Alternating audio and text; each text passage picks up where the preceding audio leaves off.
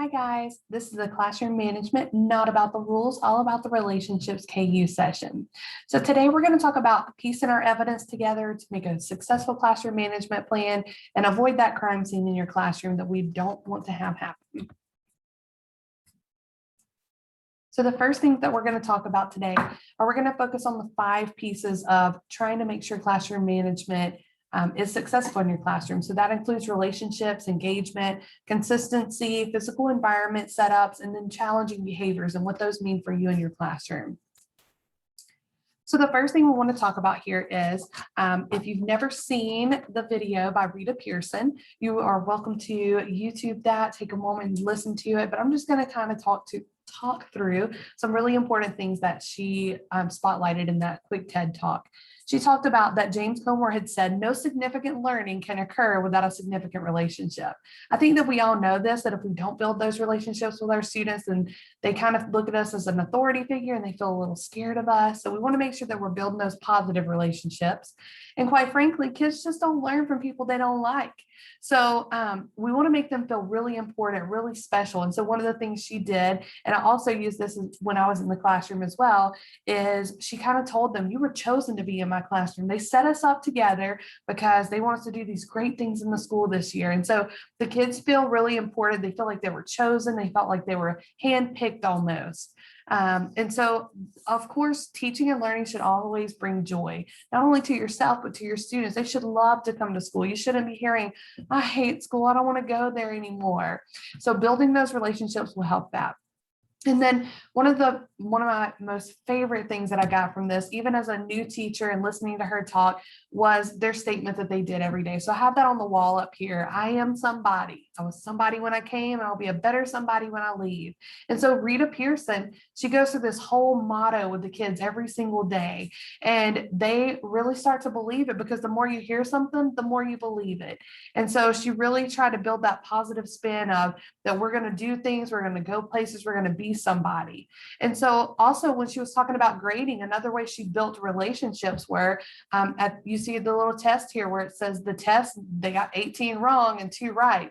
So on the paper, she put +2 and a smiley face. And in the video, you can hear her say, the kid's like, hey, did I do something good? And she was like, yeah, you got 2 right. You aren't all bad. So that -18 would have sucked their life out, but that +2 gave them something to hope for. And so we want to try and really think about things that can build that positive relationship and give them hope rather than kind of dull them down. So my favorite thing here at the very bottom, it says, every child deserves an adult who will never give up on them. So this is a tough job. And we know that not all of our kids go home to families that have a lot of extra time and support for them. A lot of our parents are working 2 jobs or more. So we want to make sure that we are that positive adult figure for our kids and that we are fighting for them no matter what. The next thing I kind of want to talk about a little bit here is you'll see the QR code above the Rita Pearson, and that is actually a community building presentation. You're welcome to check that out on your own time if you'd like to, but it's just something I put together during COVID times on ways to build community virtually. But these can also be things that you do in your classroom. There are some cute little videos there, setting songs up and things like that. The next person I'm going to talk about is Marcia Tate. And so she is an author, an amazing author, and she's also Valerie's role model, and Valerie just gets all fangirly when we talk about her. So Marcia Tate wrote the book Shouting Doesn't Grow Dendrites. So some of the things that she said was relationships are everything to classroom management. And if you are not building those relationships, that's going to be your biggest downfall. So some of the things that she suggested as far as building relationships was to open and close every day with a positive statement. So one of the examples she had was actually a high school classroom. And every day when the kids would leave, the teacher would say, I love you, have a great day. So if the teacher ever forgot to say that, the kids would say, hey, you forgot to tell us you love us. So even those older kids love that, but those younger kids love when you have a routine and you tell them something every single day. Obviously, we're at our door greeting our students as they're coming in, but another recommendation they have was also to have a kid at the door. So have like a weekly door greeter. So that could be a job that you have for your classroom. And Harry Wong even stated that it's hard to bully the kid who greeted you all week long in such a positive manner. And so it kind of builds not only relationship in your classroom, but it also tries to cut down on some of that bullying things that happen with our younger kids sometimes. The next thing is you want to make those students seem really important and really focus on them being wanted. And so just like Rita Pearson says, she tells all of her kids they were chosen to be in her classroom. So however that looks for you, you really want them to be there. And so Marcia Tate said what she would do is she would look at her roster when they first come in and she would say, she would look at the kids and look back at her roster and she would say, wow, they gave me every single kid that I asked for this year. So at that point, the kids felt like you picked them out, that they were the ones that you wanted. So that kind of makes that wanted piece there for them. And then a big piece that sometimes teachers waver from is to talk about your personal life. And you can share as much, as little, or as much as you want to. I know in my own personal life, I shared tons with my kids. My students know about my children at home. I always told them funny stories about them. I would show videos. They knew about my animals. And so we always had that relationship where we talked back and forth. And a lot of times they learned a lot about me, which in turn made them want to share a lot more about themselves as well. Even as I got to middle school years, I shared all kinds of things with my kids. They knew things about my past, about growing up and what my life was like, about my brothers. And so I think that sharing your personal life allows them to see that you're human, and it gives them a glimpse inside of your life so that you are building that connection with them. And so my favorite little meme on here is you're building that squad with your kids, especially when you're sharing. They're all about you. And so my kids, I still have kids that I taught in 5th and 6th grade that are now 21 years old. Wow, I'm feeling a little old there. But they still message me and they talk to me about different things. So build that squad, build that community, make them feel wanted.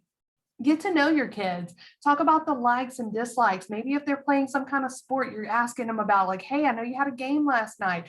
Those little things make a huge difference on how you get your kids to do things. And then the last thing that Marcia Tate recommended was you want to make sure you're writing those positive notes on as much as you can on paper, something that they tangibly can hold on to. It's great when we verbally give our kids something, but when you're able to write something positive, they get to show it off. They get to hold on to it. It gets to be something that's theirs. Another thing that we talked about is community building. And so here I talked about the community building presentation. That's absolutely a resource for you. But a few little tips here that I thought were great were having a song of the month. And so each month you change the song. So as the kids are coming into class, their song is playing each day. And so for me, when I tried this, I am terrible at remembering to turn the song on. So I had to designate a student. And so that is a recommendation of giving a classroom job to a student where they start the music when they get to school or as kids are moving from transition time. And so building that community can be your community song for the month. Some ideas could be like in August, you could start with We Are the Champions or Respect, RESPECT. In May, you could do different things. I know a lot of times people use the song Happy. So you're happy that they're part of your family in your classroom. So really looking at those. I know on the community building presentation, there are also some other song ideas for there as well. And then the next thing is games. Get to know you. Have those kids talk to you about different things. And so when you start to play games, this is going to be a big piece. So a lot of times community building games, teachers are already experts at. I feel like we must have had a class in college where we learned this. And so having those games where we get to know each other and we play and kind of build that community piece, that's a really big piece. But if you are looking for some more resources, I know on our on-demand site under Inspire resources, there are some games there as well. And then finally, the last piece on building relationships is you want to expect the best. And so my biggest piece of advice here is we've all heard of the stories of little Johnny about, oh, you got little Johnny, it's going to be a rough year. Don't start your year with that thinking. I want you to expect the best. Think of the best. And so, yes, there are times when we get challenging students. And I know for myself, I was always given a lot of challenging students. One, I asked for them because I'm, I guess, a glutton for punishment. But also those challenging students just need you to expect the best, to believe in them and maybe change their life. And so a lot of times expecting the best and ignoring all the negative you've heard makes a huge difference for your kids. So now I want you to reflect on what are some relationship strategies you want to use in your classroom next year and how can you build that community? So maybe you're really good already at that community building games in the beginning. You get to know your kids, you know what they're all about, but you heard something else that you want to implement. Maybe you want to use the motto from Rita Pearson where it was, I am somebody. I'll be somebody when I leave here. I'm powerful and strong. I deserve this education. So maybe that's something you want to implement in your class next year. Maybe you want to have a song of the month for your kids. So think of one thing that you might want to implement in your classroom next year to kind of make that difference for your classroom management. The next thing we're going to talk about is engagement. So this is one of my favorites. And so we know through COVID times, engagement looked a lot different. And sometimes engagement was engaging through the computer screen and that kind of stuff. But we know that now we're kind of getting to a different spot and we're getting out of all that COVID talk, that we can have some more engagement things. But a lot of times people think, oh, well, they're on the computer, there's nothing I can do to engage them. There are tons of things to engage them. And so the quote on the wall is, it is possible for learning to be both rigorous and enjoyable. And so as we're talking about engagement, I really want you to focus on how can I make my class rigorous, but it's still fun to come to school. And so the first thing I want to point out is in the bottom left corner here is the cone of learning. So it says after 2 weeks, we tend to remember, and then it kind of gives us some statistics. So if we just have our kids on the computer or just at their desk reading something, in 2 weeks, they're only going to remember about 10% of what they've read. But if we have them hear it, so we read it to them, they're still only going to remember 20%. If you look all the way at the very bottom, it says after 2 weeks, we tend to remember 90% of what we say and do. So we really need the kids to do things. We need them to say things. So they've got to have those active conversations. So one of the things that Marcia Tate focuses on is just because you have their eyes, it does not mean that you have their brains, or they're being compliant to you. They're listening to you. They're going to watch you, but that doesn't mean that you have their brains and that they're focused on you and they're remembering things. So one of the things that you need to remember is the average attention span usually goes with age. So a person who is 6 years old, you'll have about 6 minutes of their attention span, and then you need to re-engage them somehow. So switch up something, change something, and get them re-engaged. We also know that there's a max of about 20 minutes, even for adults. So when we think about a 45-minute class, if we are lecturing for 45 minutes or talking at them for 45 minutes, like our videos here, then we're probably going to lose their attention span. So you want to re-engage them. So ways to engage them are, of course, to use brain compatible strategies. So that's why our brain is on our slide here. So, and ways to do that is make sure that we're telling students why. Why do they need to learn this? Why is this important? How does this apply to them in life? We need to make sure we're having things that are new and novelty to them. And then, of course, like I said before, kids have got to talk about it. So even if you're having to do a lecture, because obviously there are times when we have to talk to our kids, have them talk back, talk to their neighbor, do a partner talk about what you were just learning, have them refocus in and chew on that information for just a little bit. And then movement is really key. In one of our other sessions, we actually interviewed a 2nd grade and a 9th grade student, and both of them said the same thing about school not being enjoyable because they don't get to move enough. So movement can be very simple. It can be a sit-stand activity. It can be stand up and find your 2 o'clock partner across the room, or stand up and find your soulmate, someone that has the same color shoes as you today, and you're going to talk about this. So movement is really important for students to get their brain flowing. So we know that that kind of boosts their blood flow. It's going to get the oxygen to the brain. And so you're going to remember more when you're incorporating that movement. And we also want to make sure that we have a lot of humor. And so when we talk about emotions and humor and that kind of stuff, being funny just makes kids remember things. I know for myself, I made a fool out of myself many of times in the classroom, just being silly and enjoyable and fun. But those are the things that the kids remember. So when we go back to talking about building that community, making sure you have a sense of humor and that you're willing to use that is a really important part. And then the next thing I want to talk about is when you're talking about those relevant lessons and you're talking about the new and the why do I need to know this, you want to make sure that they have some kind of connection to that real life. And so if we're talking about counting money, obviously they know they're going to have to learn to count money, but make it relevant to them. All right, let's buy some toys. Maybe give them a toy magazine and have them look through and put how much money they're going to need to be able to buy the toys that they actually want. So these are just some ways that we can do brain compatible learning, making sure that we're having those conversations, making sure that we're using all of our learning styles. So we know that research has proven that many of our boy students are very visual and spatial. And so they do a great job with art. Unlike myself, they love to draw. So capitalize on that. Really get them to tell you what they know by drawing something. And so we know that you don't always have to assess kids by just an assessment. Another brain compatible thing that we talk about a lot is real life projects. So if you're studying something and students can actually do it. So if you're studying a newspaper thing, have students make their own newspaper piece. So in closing on this, one of the things that you could do to keep humor in your classroom, another job that you might have is a class clown of the day or a clown of the day, however you wanted to say it. And so that student's job would be, maybe they were the clown for the week. And so they were going to come up with jokes for the day or jokes for the week.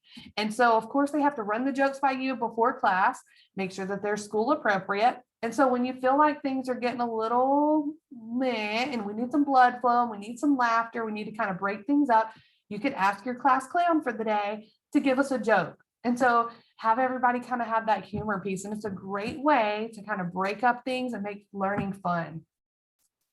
Now you can pause your video for just a minute and think about what your plan is going to be for gaining and maintaining attention for your students during your lesson. So going back to our last slide, sorry, it went forward. Going back to our last slide, thinking about that cone of learning and how you need to get kids to not only say things, but to do things. Can you have them talk more? Can you have them move more? Can you use humor? What are some things that you can do now? Think about a plan for maintaining their attention in the lesson.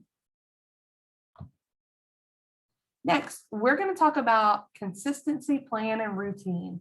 And these are super important, especially for our elementary babies. And so I have two things on the board here. We have the KU30 or QSSSA. And so this is a great strategy to use if you're trying to get that consistency there, where you're going to tell kids a question, open-ended question. You're going to have a signal for how they're going to respond. So when you think you have an answer, you're going to give me a thumbs up, or you're going to give me you're going to stand up, or you're going to, put your head on your desk, whatever it may be. So you're going to pose a question. When they have an answer, this is the signal they give. You're going to provide some stems for them. And so I've heard a lot of people say, well, it's not very rigorous if I give them a stem. Just because you give them a stem doesn't mean that it's less rigorous. This just gives them a guidance to keep them going.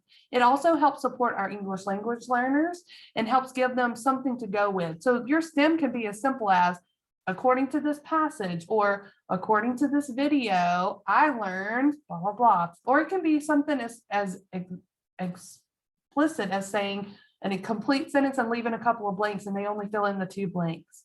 So question, you're going to have some kind of signal. You're going to provide them a stem so that they have something to go off of. And then you're going to talk about how they're going to share. Before I answer this, am I going to have to share this with the whole class? Or is this going to be something I share with just my partner? Or am I going to whisper it to myself in my hand? So what is it going to look like for share time? And then finally, how are you going to assess them? Once everybody has their answer and they've given you the signal, are you going to cold call someone? Are you going to randomly call them with the wheel clicker? Are you going to, how is it that you're going to assess this? And then how are you going to clear up those misconceptions? If they're sharing with a partner, are you going to walk around and listen and see if you're hearing those things? So all of these give students a really clear picture. I know for my child, I have 2 children that are 2 totally opposite kids. So my 15-year-old, she's easygoing. It wouldn't matter if she had this or not, she would have the same thing. But for my 5-year-old, she's very much about knowing what we're going to do with it. Why do I need to do this and what's next? And so for her, she would do very well with this very structured conversation strategy. She would know, am I going to have to share this in front of the whole class? Or is this something I'm just talking to my partner about? And so we know that this is a stressful time for kids if they feel like they're going to be cold called and you're just going to call on anybody. This gives them the opportunity to prepare. So a great strategy here for whatever you want in your classroom. The next thing is the champs. A lot of you have probably heard this, especially in the elementary. It was a big district initiative for a while in certain feeder patterns. And I know there have been some talks about this again. But champs is also another structure that you can use in your classroom. You're going to talk about conversation. What level of voice are they going to have? Are they talking at all? You're going to talk about help. When they need help, how are they going to signal that? Do you have red and green cups on your student's desk and they're going to put the red cup up? Are they going to raise their hand? Are they going to come find you? What does it look like if they need help? The activity, what are they going to be doing? Are they going to be writing? Are they going to be talking about it? Are they going to be working it out, showing their work? Make sure the activity has clear instructions. Movement, are they allowed to move? Can they get up? Can they move to their little secret space in the room? Or do you want them to stay in their seat? Participation, are they working with their partner? Are they working with their table group? Or are they working alone? And then success. At this one, this is your participation part. What are you going to have here? So you can use success at the end of what this looks like, or you could just have champ. So you'll see both of these are here.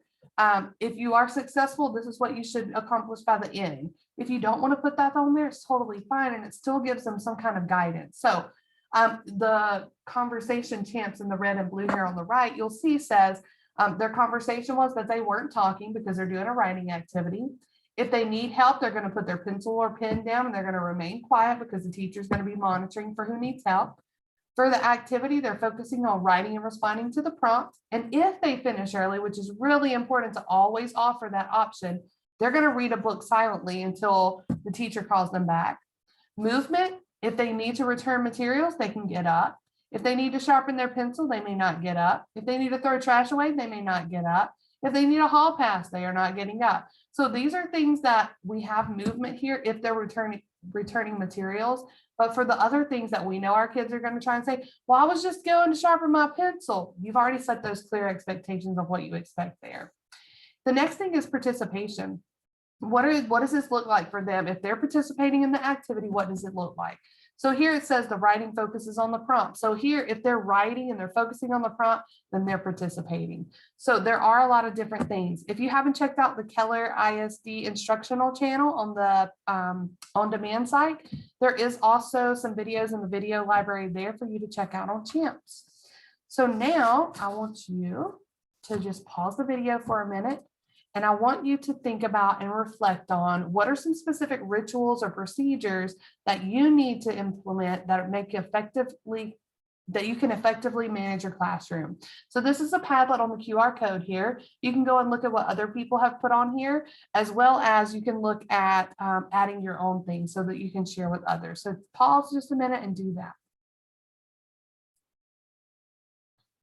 This next slide is one of my favorites, another piece of classroom management, and it's a big piece. A lot of people are unaware of a lot of these things. And so I can say that for myself, when I taught first grade, I was very much ignorant to things like this. I had no clue what I was doing, first of all, and I was a second-year teacher, and I was like, So your physical environment is a super important part of classroom management. So the first thing we're going to talk about is lighting. And so we know that fluorescent lighting, just like the lighting in my office, is a huge, it's been proven to be harmful for learning and for those kind of things. But we also know that fluorescent lighting is also the cheapest. So in most schools, fluorescent lighting is the lighting choice that people have. So there are ways to get around this. Of course, if it's up to fire code, you can put crepe paper over it to kind of give it a blue look in your classroom if you put blue paper, or yellow if you want to have a yellow glow. But also always make sure that you can put that up before you do that. Another person recommended doing hats on in the classroom. And so they allow their kids to bring hats. They have their little hats on during class when they're working on classwork so that it blocks those UV light or those lights from the fluorescent lights. You can open the blinds. And so opening the blinds, letting that natural sunlight in, or if you're unfortunate enough to not have any windows in your classroom, you could have lamps. And so we have the lamp there in the corner. So there are all kinds of ways to get around that fluorescent lighting and how it can affect some children. The next thing we're going to talk about is music. And so you see the little Alexa tiger there, but you also see music notes at the bottom. And so this is like one of my favorite things to talk about. I am one of those people who need it really quiet to work, or I'm getting really distracted. And so a long time ago, I said, I have to have it quiet. I can't be one of those people that listen to music. But along the way, I found things that are very calming. And so for Val, she actually used music to teach her daughter how to spell her name. And so I was telling her that I was trying to teach my daughter, Kylie Ray, how to spell her name. Well, that's 10 letters for a 5-year-old. So obviously, when I was naming her, I did not think very well about how hard it was going to be for her to learn to spell her name.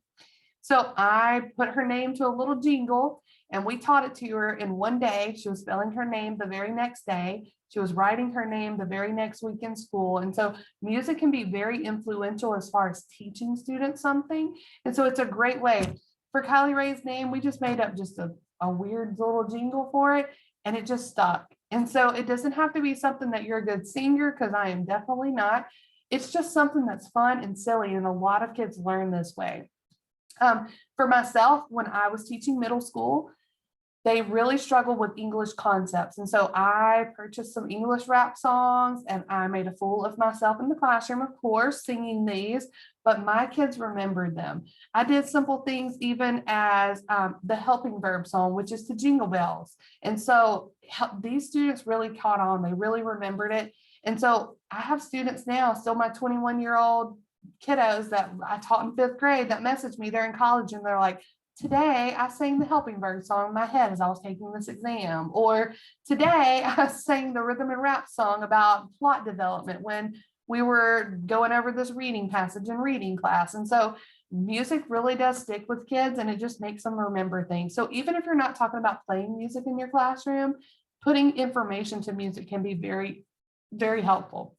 The next thing is you can have calming music. And so if you see in the bottom corner, just in case you were looking for something, this is the Vitamin String Quartet.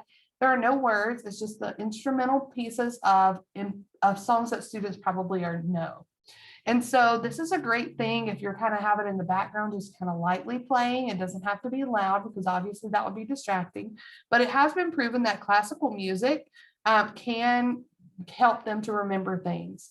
So we want to remember, though, when I talk about playing music, that the majority of your class time is quiet and not music playing. This will be special times. And so there are students that we have to think about at this point that can't handle the music if there's work time. So how are you going to accommodate them? Are you going to have earphones for them if they are one of those students so that they don't feel like they're being punished?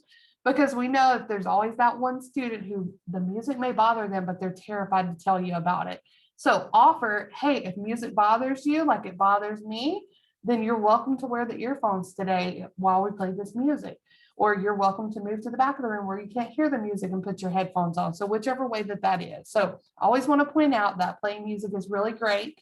It's a wonderful way to help kids kind of focus and keep from having that dead silence in the background that distracts them.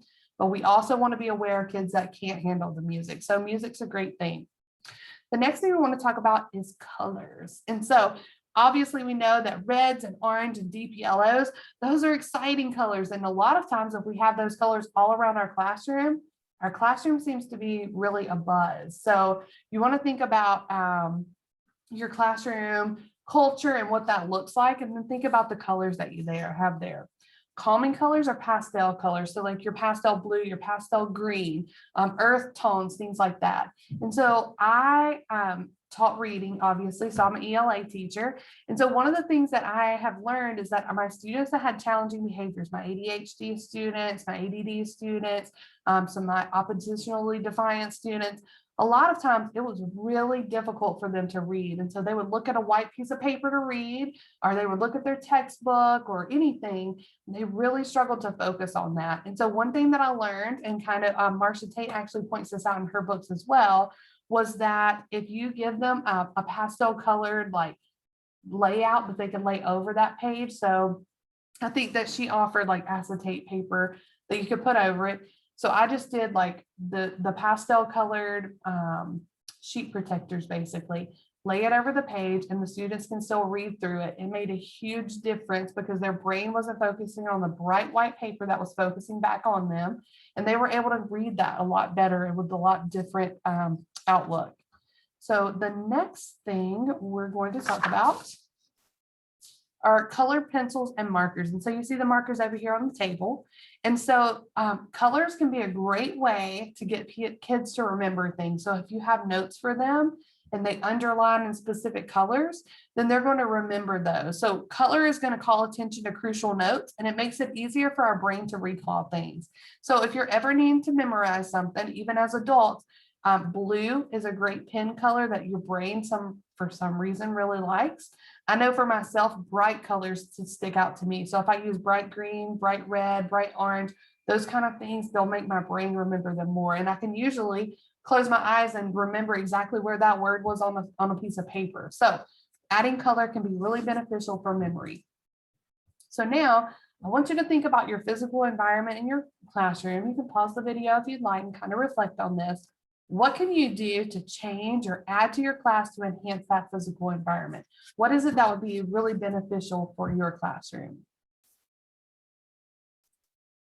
Next, we're going to talk about connection. So let's put all of these things together. We know obviously we need to build relationships. We're going to use those brain compatible strategies. We're going to incorporate talk and movement, which is really important. We're going to plan. We're going to have a change in our plan. We're going to make sure that we prep our kids for it. Hey, I'm going to be out tomorrow. You're going to have a sub. So a lot of kids really strive on having consistency and things like that. So if you're going to have a change, you're going to prep your kids. You're going to remember that your environment affects a lot. You're going to try and focus on making that really conducive to students learning. And then finally, some of you might be thinking, I have a lot of challenging behaviors in my classroom. None of this will work for me. And so I want to kind of focus on that for just a minute. The first thing I want to say about challenging behavior is it is not personal. These babies do not wake up every morning with their sole mission in life to make you cry. I know sometimes it feels that way. I do.